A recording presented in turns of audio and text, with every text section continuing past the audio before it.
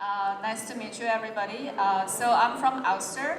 Ouster is a 3D LiDAR company. We are a San Francisco-based company, up-and-coming emerging leader for the 3D LiDAR industry to shake up the LiDAR industry.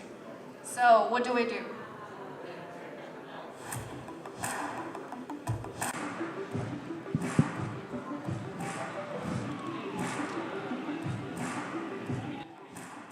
So what you're looking at is a point cloud we generate. It's with our 128 channel LiDAR. It spits out 2 million points per second. It's a very compact unit. You can see on our booth over there. It only weighs 500 grams per sensor. Very compact, you can mount it everywhere. So, and also, you probably missed it out a little bit. So besides point cloud, we also spit out the 2D image. These are some of our clients. You can see we put our LiDAR in the most stringent environment.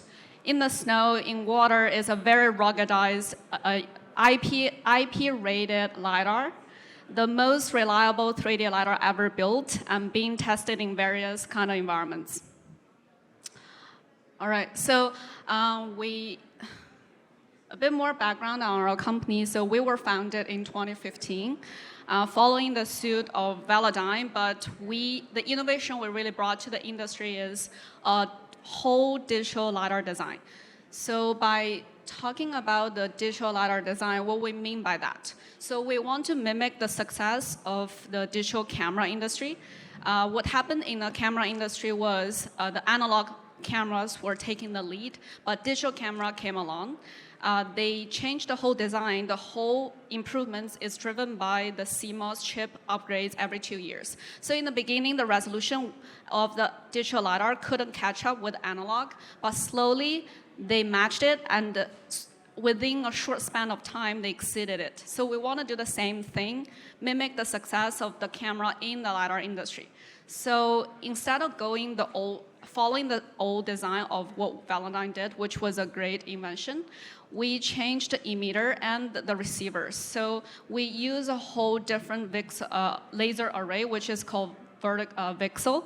So VCSEL array back in the 2015 was still a very new technology.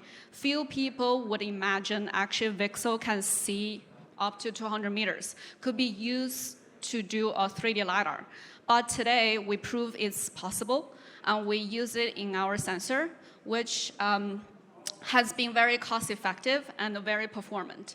And this technology is continuing to get better. So one of the most industry-famous application of VCSEL is actually in the iPhone 13 Pro. So if you open your iPhone, there is a Face ID that's using VCSEL for the TOF camera, and there is a LiDAR at the back, which is also using VCSEL.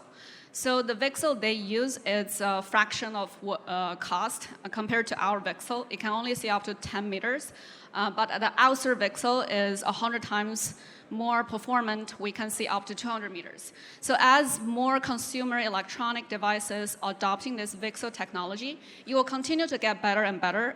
Cost will continue to drop. So that's why we bet all in on the VCSEL design. And it's been proven successful so far. So every 2 years, we will upgrade our VCSEL to catch up with the latest trend in the industry and to continue to upgrade our performance.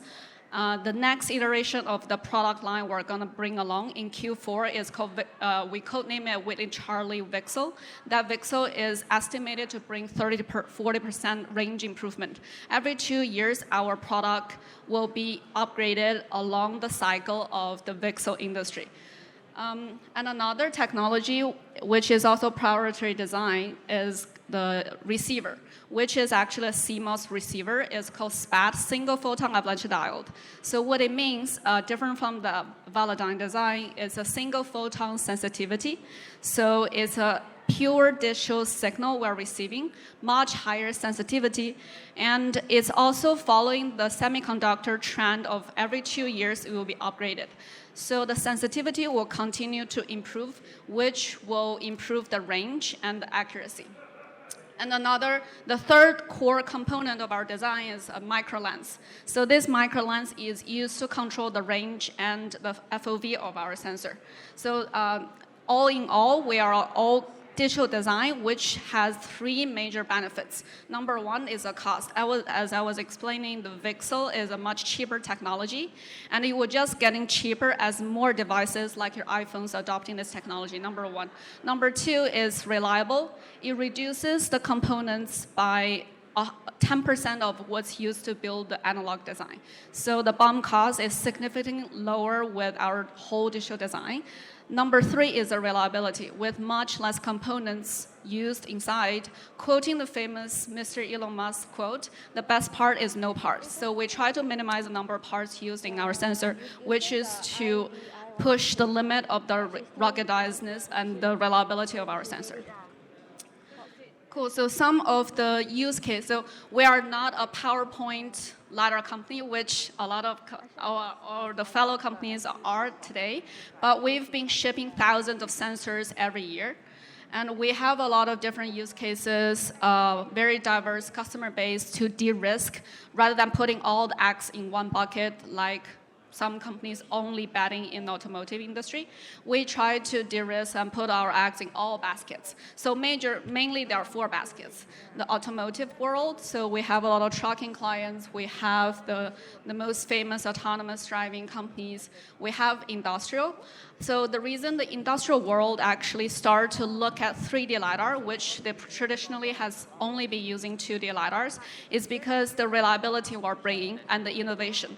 So with a similar level of cost, you can have 10 or 20 times more resolution, which enable you to do much higher level of perception to allow you to bring very labor-intensive work to fully automate and achieve similar level of autonomy as autonomous driving companies are doing. Robotic clients like the likes of Boston Dynamics or the likes of the food delivery trucks, which is really taking off because of the COVID. We've signed large deals with the leading warehousing companies, the largest e-commerce companies of the world to automate their warehouses. They are all looking at replacing their traditional cameras or their 2D LiDARs and adopting the 3D LiDAR to achieve fully autonomy, flexible, deployed warehousing solutions. Number four is the smart infrastructure. So the smart cities, which is traditionally been adopting the cameras, but the cameras lacking the kind of accurate ranging and also the all these privacy concerns, which they are also seeking new devices to bring new source of data, to bring new insights, inform their decisions. So this is a raw output of our point cloud. The best thing I want to highlight is we are not just providing you a point cloud. We also provide you a 2D camera-like image, which is enabled by our pure digital design. So our digital design makes the LiDAR very similar to a camera. Besides receiving the 3D dimensional information, you're also receiving a human eye-friendly 2D-like camera image to assist in your applications, which is much more intuitive for your operators to look at, which also can bring an extra layer of information to fuel your perception algorithm. So we have 9 different products ranging from short range, mid range, long range. Short range is 50 meters, long range is 100. Our longest range is 200 meters. As I was explaining, these specs are not static. It's constantly improving. Every 2 years, we'll have better spec. We'll continue to outdone ourselves every 2 years. And the resolution of our sensor minimum starts at 32 channels. So our 32 channel is as cost effective as a 16 or the 8 beams of the other competitors, mainly because of our cost efficient digital design. So we start at 32 channel, which gives you 500,000 points per second, enable you to do much higher level of autonomy at a fraction of the cost. So speaking of this event, which is mainly a mapping event, so 3D LiDAR can also be used to build a lighter weight, more mobile kind of mapping solutions. So you will see some examples here. We have backpack mapping. We also have some handheld mapping examples, which I will show you. So Some of the solution partners, they integrated LiDAR into a handheld device, and they would have 2 sensors to offer the best coverage. Some of the specs here, it's a handheld device, very lightweight. The battery lifetime can support up to 1 hour of mapping. You have the touch screen to visualize the SLAM real time. After the collection, no training required for the operator to collect the map. Once the training, the point cloud is collected, you will port it to the laptop and have the software to further process and do a lot of analytics around the map you generate.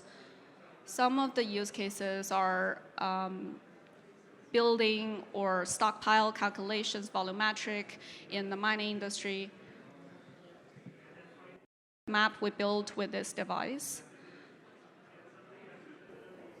Right. And it has a lot of different mounting options. You can mount it on your robot dog, which is what we did here, or